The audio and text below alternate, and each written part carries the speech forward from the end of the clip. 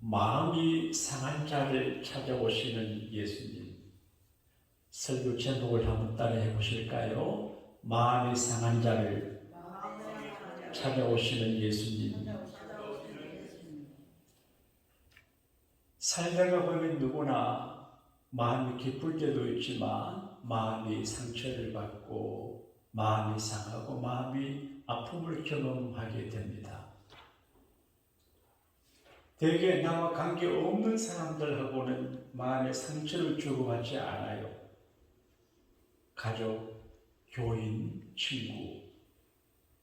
나와 관계없는 일과는 별로 상처가 되지 않아요. 나와 직접적인 관계가 있는 사건들이 우리에게 상처가 되고 아픔이 돼요. 대개 어떤 상처와 아프면 시간이 지나면 저절로 아물어지고 회복이 되고 치료가 되고 없는 것처럼 돼요. 근데 사람들이 예수 믿고 예수님의 제자가 되고 믿음 생활하다가 상처를 받으면, 영적인 신앙적인 상처를 받으면 큰 문제예요. 신앙생활, 예수 믿는다고 하는 것은 예수님에게 올인하는 거거든요. 매 주일마다 교회에 나오시는 거 예수님 중심으로 산다는 거지요. 찬양하고 예배하는 거 주님 왕으로 모시는 거지요. 그러니까 예수님에게 올인하는 게 신앙생활이에요. 예수님 말씀이 가짜고 예수님이 가짜된 예수 믿는 사람들은 사기를 당하는 거예요. 온 생명과 에너지와 자원을 다 통틀어서 예수 믿잖아요. 그런데 예수님은 하나님의 아들이고 부활하신 분이고 승천하시는 분이고 재림하시는 분이고 원래 전에 계시던 분이에요. 이 신비로운 예수님에게 우리 올인하고 살아가는데, 근데 예수님에게 올인하고 믿음으로 살다가 예수님 때문에 예수님의 일로 예수님의 사람들로 예수님이 행하시는 일 때문에 상처를 받을 수 있어요. 요즘 가나안 교인이란 말이 유행이 돼요. 긍정적인 의미에서는 신앙생활을 잘해서 온 가족이 가나안 복지에 들어가서 축복의 컨디션 안에 살아간다. 그런 의미를 갖고 있어요. 저는 목사니까 여러분 모두와 또 가정의 가장이니까 우리 가족을 가나안 복지로 나아가게 하려고 무심히를 써요. 가나안 복지 들어가는 게 꿈이지만 그게 쉬운 일이 아니에요. 그리고 요즘은 이게 부정적인 역으로 가나안 교육이라는 안나가 교육이에요. 전도하려고 하면 대개 교회 나갔던 분들이 많고 예수 믿는 분들이에요. 근데 교회는 안 나간대요. 왜 교회를 안 나가냐? 라디오 방송을 통해서, 텔레비전 방송을 통해서 집에서도 예배를 드릴 수가 있다. 그건 실천하는 거예요. 실천. 예배는 하나님이 정하신 장소에 와서 예배하는 거거든요. 절기를 지킬 때도 여호와께서 택하신 곳에 가서 1년 3차 힘있는 예배를 드리라고 성경은 말하거든요. 근데 왜 안 나가냐? 교회 생활하다가 예수님에게 실망을 하고 교인들에게 실망하고 목사한테 실망하고 교회 생활에 상처를 받았어. 설교를 듣다가 상처를 받고 교제하다가 상처를 받고 그 일을 하다가 상처를 받아요. 그래서 상처를 받지 않도록 해야 되는데 쉽지 않아요.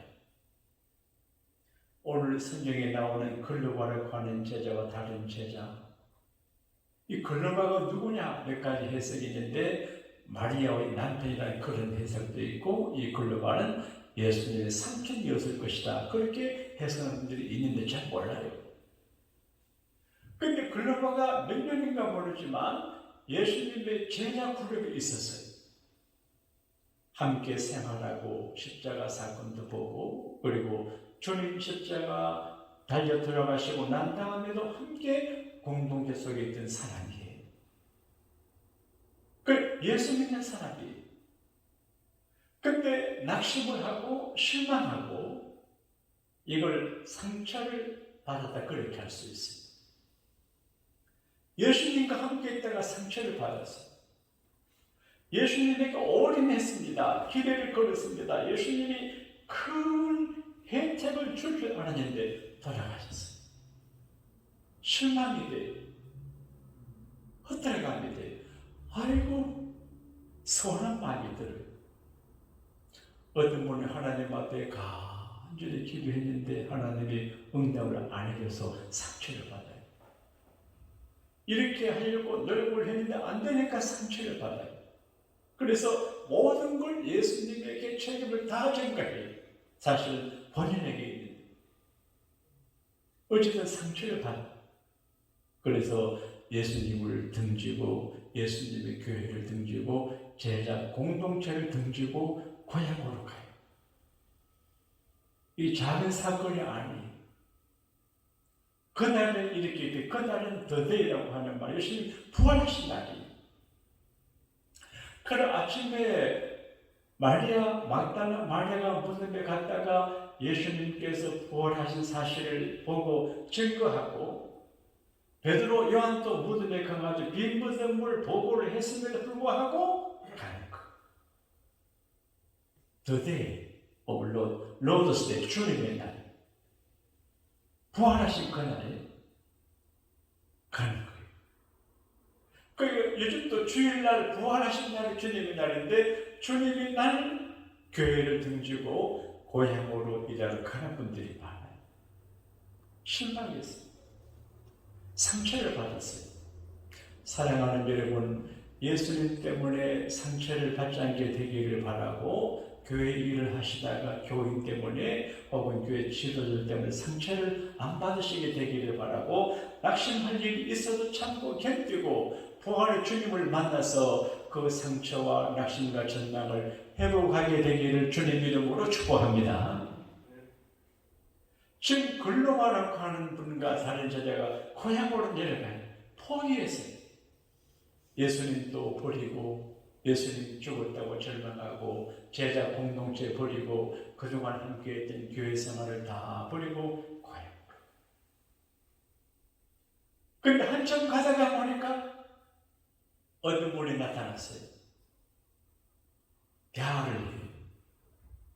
어디로 갑니까? 예, 그렇게 얼굴 표정이 나쁩니까? 무슨 일이 있습니까? 여보시오, 당신 오늘 예루살렘에 있었던 그간 일을 모르세요?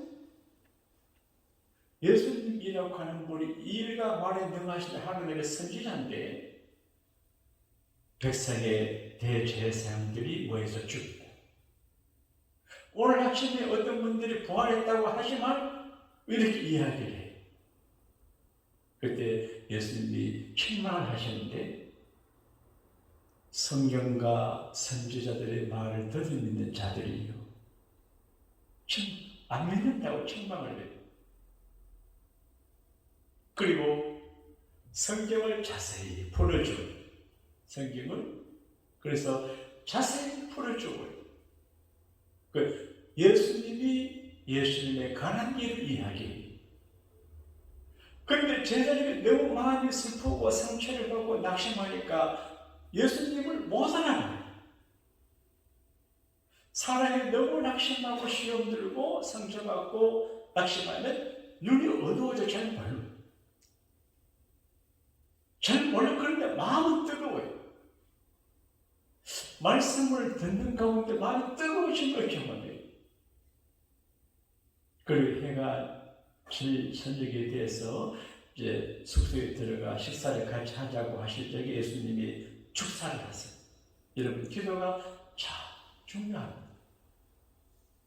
음식 한 공기 놔두고 기도하는 게 중요합니다.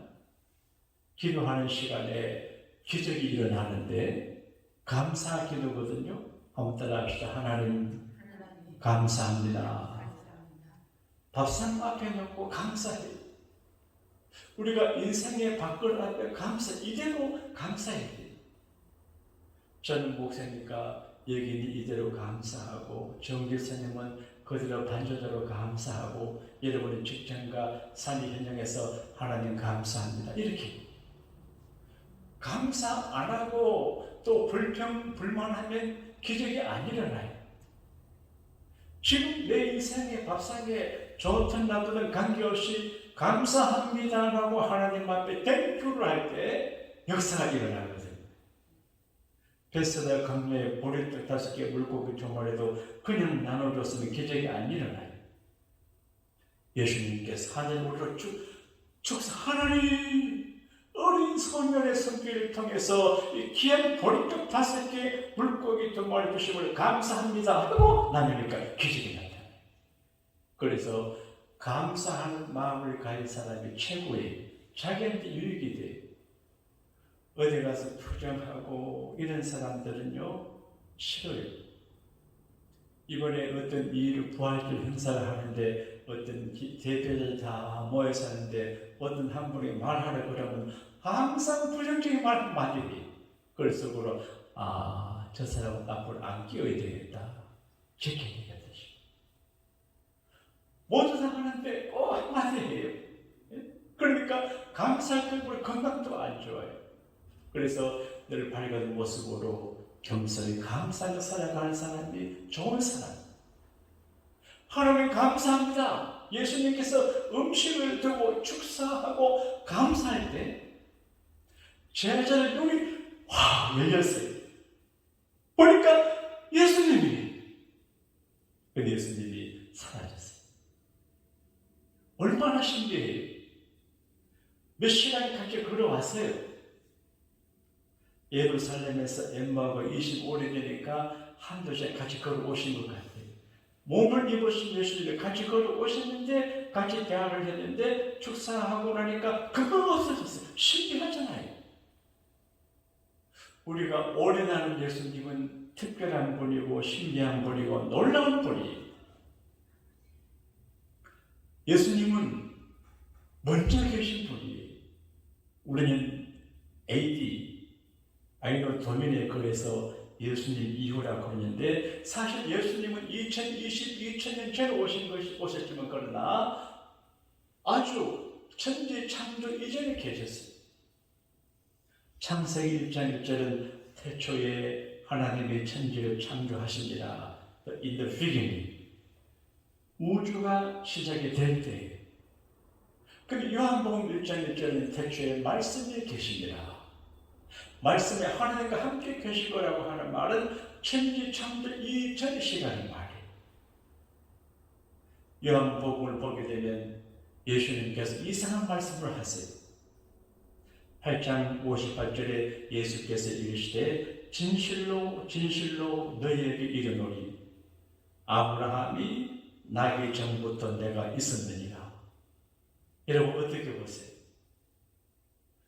마태복음은 아브라함과 다윗의 자손 예수 그리스도 세계라고 족보를 기록을 하는데 지금 아브라함의 후손 요셉의 아들인데 예수님은 나는 아브라함 나기 전부터 있었다. 어떻게 생각해요? 그러니까 신학적으로 선제 먼저 계신 분이거든. 먼저 계신 분이 인간의 몸을 입어 처녀 마리아 몸을 빌려서 사람으로 오시는 이걸 인카네이션이라고 합니다. 하나님이 인간의 몸을 입고 오신 거거든요. 그리고 하나님이 일을 행하셨어요. 저는 지금 제가 하는 사이 제 일이 아니고 예수님의 일을 대신하는 거예요. 교회를 지키고 여러분을 위해 기도하고 설교하고 하는 거 주님 일을 대신하는 거예요. 하나님 세상에 예수님 보내셔서 하나님이 일을 예수님이 하시기 때문에 저는 사람인데 예수님 하나님이 그러니까 사람이 할 수 없는 말씀을 하시고 사람이 할 수 없는 기적을 행하고 모든 만나는 죽은 자 살려내고 병든 자 다 고쳐내잖아요. 하나님이신 걸 증거예요. 그리고 우리의 크고 작은 죄를 사하기 위해서 십자가 달려 돌아가시는 형벌을 받으셨어요. 십자가 달려 죽으시고 극한 고통인데 우리들의 죄를 창생의 죄를 사하기 위해서 하나님의 아들님께서 신학적으로 값을 지불했다는 페이했다 그러는데 제 값을 페이를 한 거예요. 그래서 제 값을 우리가 탕감받았어요. 이게 복음이에요. 그런데 예수님이 죽음으로 끝났으면 예수님 하신 말씀이 증명이 되지 않는데 다시 살아나셔요. Resurrection Jesus. 다시 살아났어요. 그러니까 와, 정말 예수님은 하나님의 아들이고 예수님 말씀은 진실이고 예수님은 정말 하신 말씀을 확정한다. 그렇게 되는 거예요. 사람들은 사랑을 확인하고 싶어 해요. 사랑에 속고 사랑의 상처를 받아요. 한국의 이 은행의 어떤 젊은 여자분이 자기를 좋아하는 남자를 보험금 탄핵 위해서 죽이려고 하다가 죽였다는 이야기가 있는데 참 기분 나빠요. 이게 세상이에요. 그래, 쏘가요.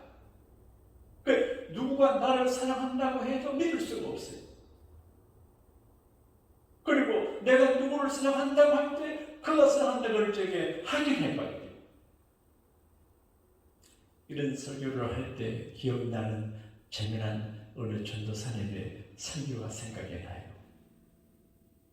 제가 다닌 신학교에서 일주일에 한 번씩 학생들이 돌아가면서 설교하는 시간이 있어요.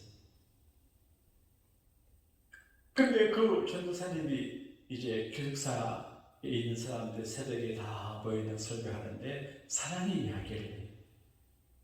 자기가 한 번은 서울 어느 커피숍에 갔는데 어떤 남자 여자가 둘이서 다정한 이야기를 하더래요.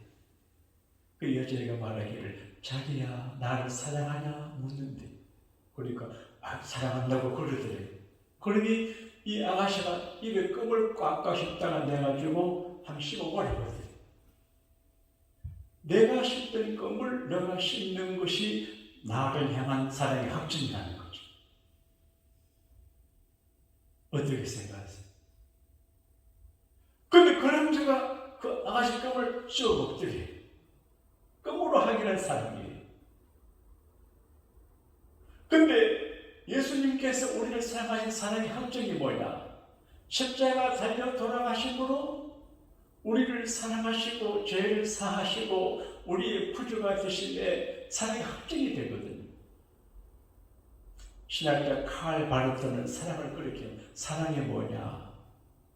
그리워하는 것이고 이해하는 것이고 보고 싶어 하는 것이고 가까이 하고 싶은 마음에다 그렇게 그리워.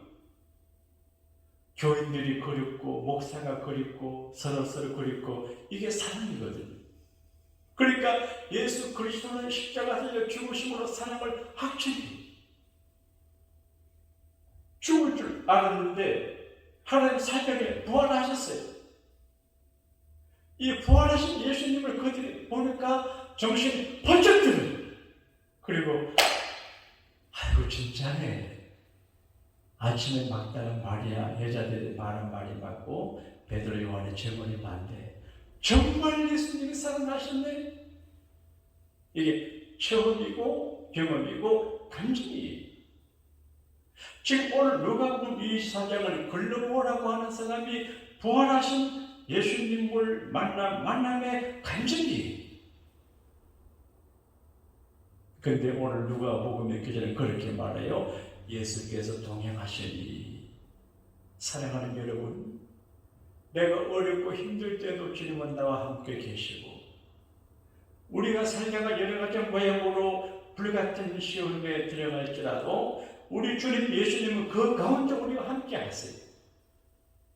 영국의 스폴저 목사님은 그런 이야기를 했어요. 자기가 목회를 이렇게 해보니까 예수님은 어떤 분이냐?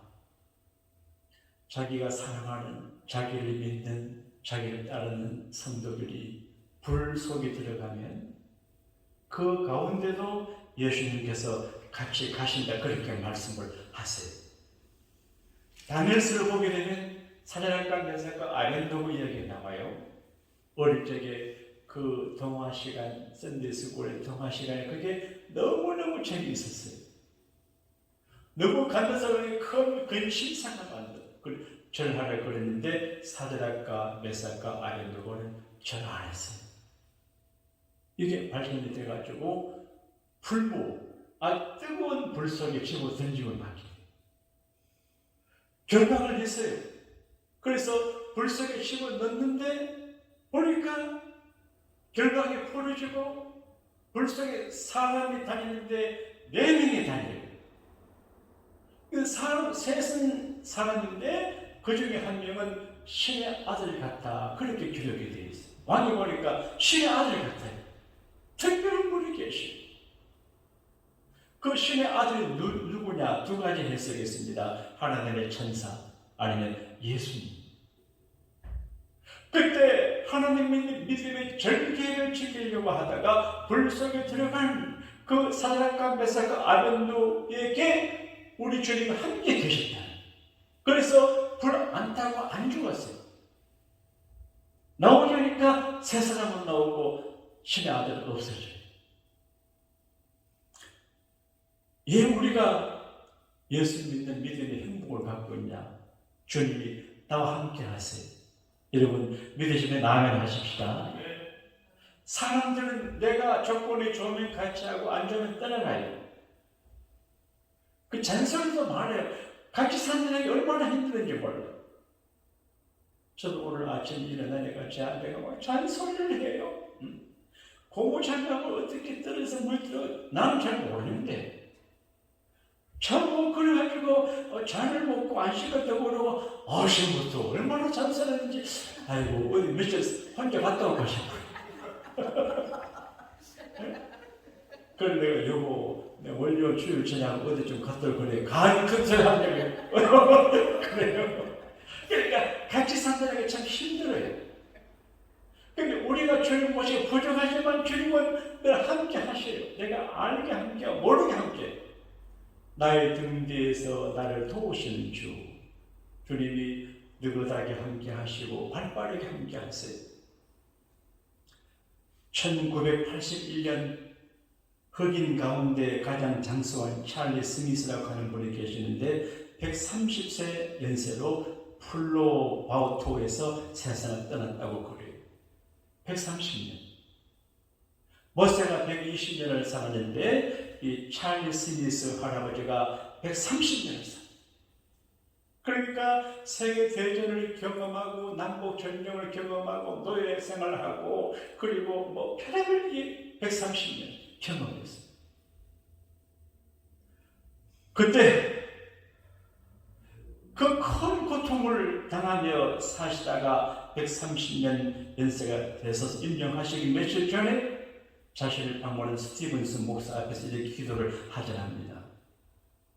하나님, 내가 흑인으로 태어나게 했음에 감사합니다. 고통스러운 노동생활도 감사합니다. 130년 동안 언제나 내 곁에 계셔 주신 하나님 감사합니다. 여러분, 노예예요. 상처가 많아요. 예수 믿는 주인인데 자기가 노예라고 함부로 해요. 그러니까 부담이에요. 여러 가지 마음의 상처가 많았어요. 근데 그때마다 주님이 같이 하시고 마음의 상처를 오래 만져주시고 같이 하세요. 이게 신앙이에요. 내가 울 때도 같이 기뻐 웃을 때도 같이 하세요. 엘리자베스 여왕이 양로병원을 세웠어요. 양로원을 세웠어요.